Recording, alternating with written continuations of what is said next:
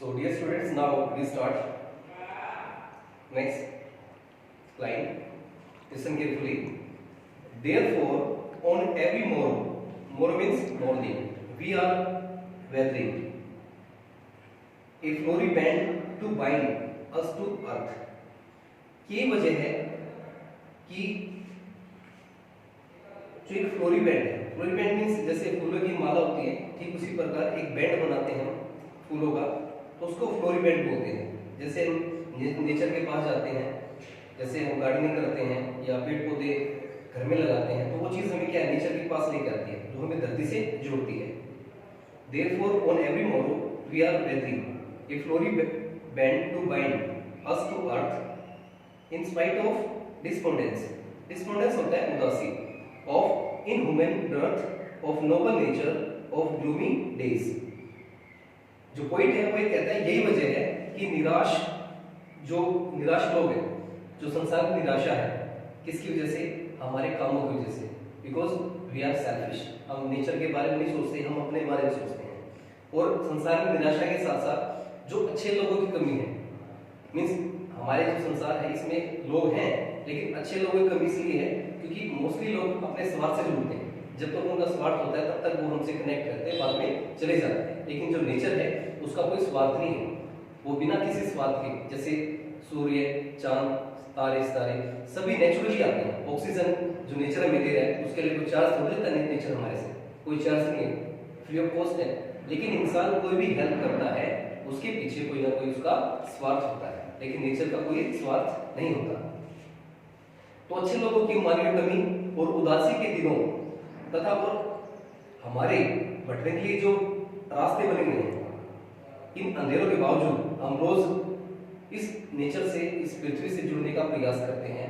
हम सुबह सैर के लिए जाते हैं या नेचर से रिलेटेड कोई एक्टिविटी करते हैं, तो इन सब चीजों के बावजूद हम नेचर से जुड़ते हैं।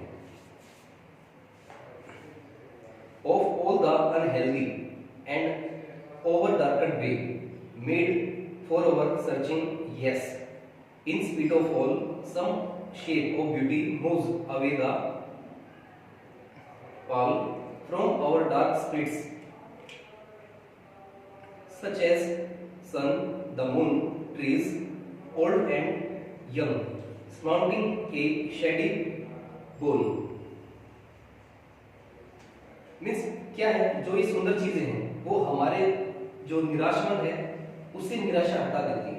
जैसे हम परेशान है, दुखी हैं, नेचर के पास जाते हैं या ऐसी कोई चीज देख लेते हैं जिससे हमें खुशी मिलती है। मान लीजिए हमारा मूड बिल्कुल खराब है और कोई छोटा सा बच्चा हमारे पास आ जाए, जो चाहे वो रो रहा है चाहे हंस रहा है, कुछ भी है, तो हमें अच्छा लगता है उसको देख, उसकी स्माइल देखने के बाद हमें जो हमारा प्रॉब्लम है, जो बर्डन हमारे ऊपर, वो थोड़ा सा रिलीफ मिलता है। तो जैसे नेचर के पास हम जाते हैं सुबह तो हमें रिलीफ मिलता है, तो ये चीजें हमें खुशी प्रदान करती हैं। जैसे सूरज, चंद्रमा, उसके साथ साथ जितने भी जो पेड़ पौधे हैं और जो नए छोटे छोटे पौधे आ रहे हैं, तो ये सभी चीजें हमें खुशी प्रदान करती हैं, हमारे वातावरण को हरा भरा कर देती है। और इसमें मुख्य रूप से जो नेचर है, जो छोटे छोटे फूल है, ये चीज हमें खुशी देते हैं। For example, trees old and young means जो पुराने पेड़ है और नए पेड़ है, spreading a shady bower for simple sleep and such as daffodils, means नरगिस के फूल, डैफोडिल्स होता है नरगिस के फूल, with green world they will live in and clear Wales.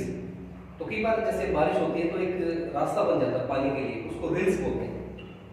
जैसे एक वर्ड लिखा है रेल्स स्ट्रीम, मीन्स जब पहाड़ों से जब बारिश आती है तो पानी अपने आप अपना रास्ता बना लेता है, तो उस सिचुएशन को हम बोलते हैं rails. That for themselves A cooling covered make against the hot season and mid forest break rich with a sprinkling for fair musk rose blooms.